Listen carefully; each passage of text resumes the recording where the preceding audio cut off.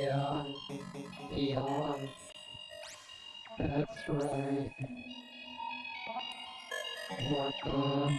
What the hell? What the what the hell? What? Hold on. Yo! What's up? Hey. Hi. Hello. Hello. Hey. Ding ding ding ding.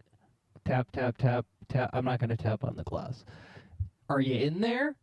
Were you paying attention? Did you have any thoughts at all while I was playing? Or were you just in there? In there. With me and only me. Me and you, baby, against the world. Okay, I had a good time with that one. I think I just kind of released my inhibitions, felt the rain on my skin on that one. I've gotten some new gear, and I think the big mistake that you can make when you do that kind of thing is to think that you have to master it immediately. No, this is the rest of my life, fam. This is the gear I will have, so I can learn it at my own pace, and I don't need to throw it all at the wall at once. What did I accomplish, though, this time? I did figure out a way to use Stardust, the tape looper, with the Volperactive function, and that's fun. Let's see, what are you looking at here? All right. Boop, beep, beep, boop. Stardust. What's it doing? Let's start her up. It should just sound. Oh, it make a crazy sound. It make a crazy sound. It make a crazy sound. What's happening here? All right, so Stardust is being given a very short sequence.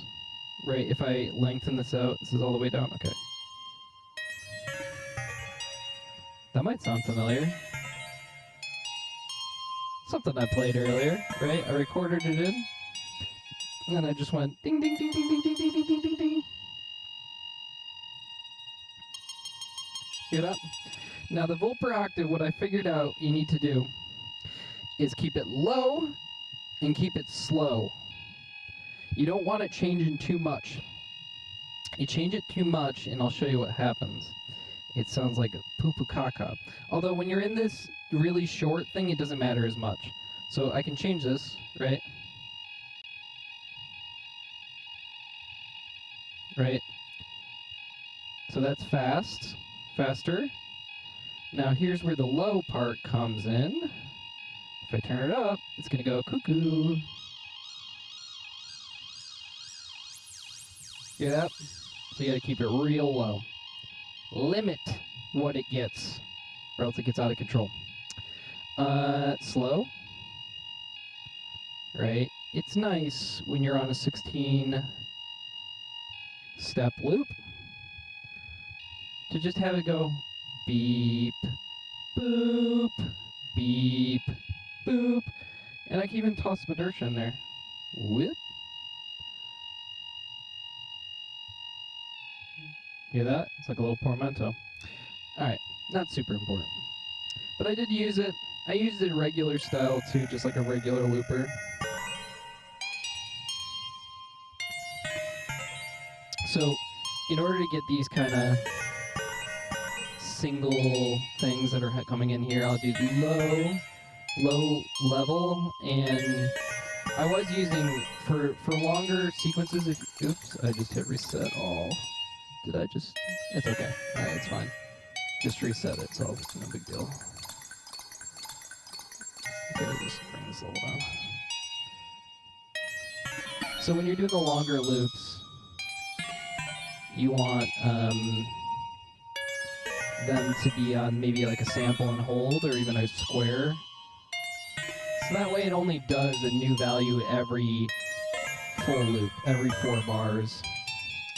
Now that's good. I like that.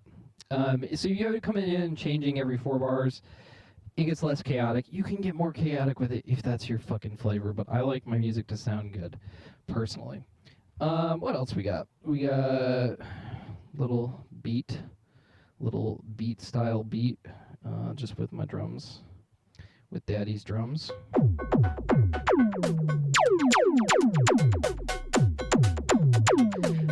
I did a little thing where I made it halfway through live patching.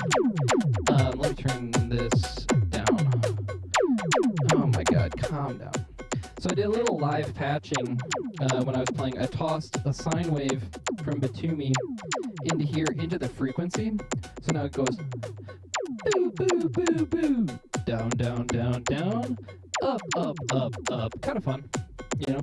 You can attenuate it in there so it doesn't go too crazy.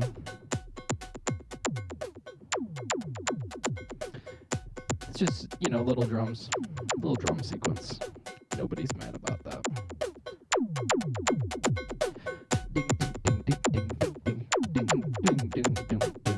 I gotta learn how to do a couple more beats. I'd like to get some new patterns in the mix. I feel like I'm doing too many like ints and counts and counts.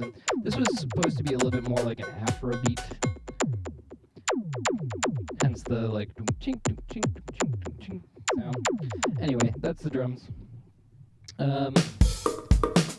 Just a little drum accoutrement, bass line. What else? Oh, here we go. So we had, I think this motherfucker threw itself out of tune somewhere.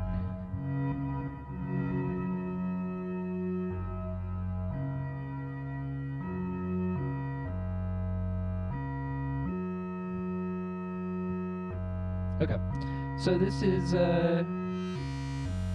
just the, you know, motherfucking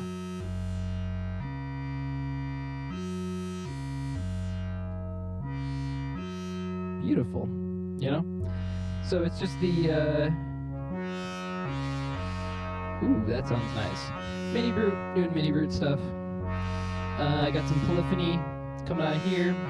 It's actually in a different order than I had it last time. So last time I had Mini Brute into beads into H90 for the polyphony to get that kind of flare on it, but I got the other way around.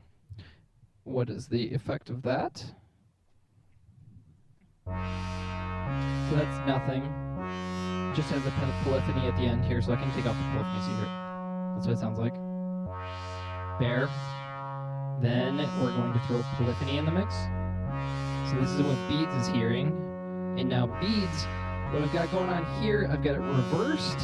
I have it on the downward slope. I have the pitch normal, nothing going on with pitch at all. Time is all the way to the other side. Now what that does is it makes it comes in at a delay. So now we've got this constant, I think this is whenever you, I don't know, 1, 2, every 2 16 notes, every 8 note.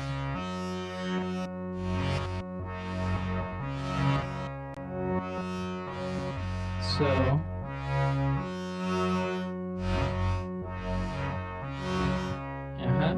hear that? It's coming in when it wants, just like that. Nothing? And then you can just put it all the way up. So all the way up, just beats. Hear that? Big, big, big.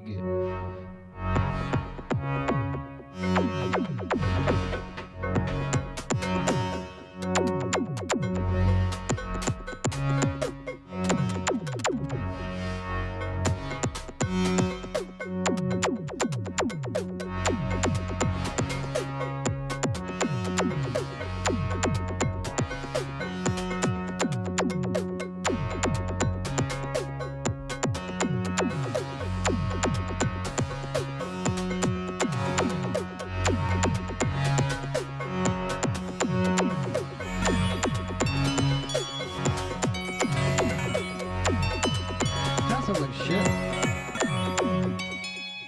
Kind of sounds bad when you try to recreate it. You gotta live in the moment, folks.